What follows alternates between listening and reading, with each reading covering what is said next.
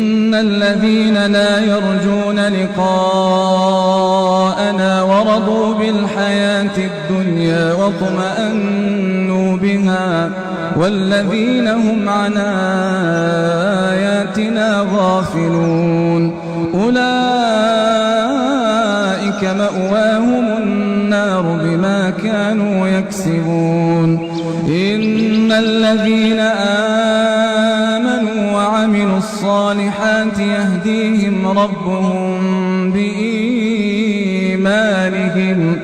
تجري من تحتهم الأنهار في جنات النعيم دعواهم فيها سبحانك اللهم وتحيتهم فيها سلام وآخر دعواهم أن الحمد لله رب العالمين.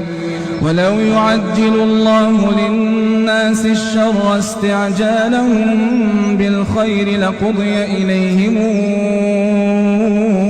أجلهم فنذر الذين لا يرجون لقاءنا في طغيانهم يعمهون. وإذا مس الإنسان الضر دعانا لجنبه أو قاعدا أو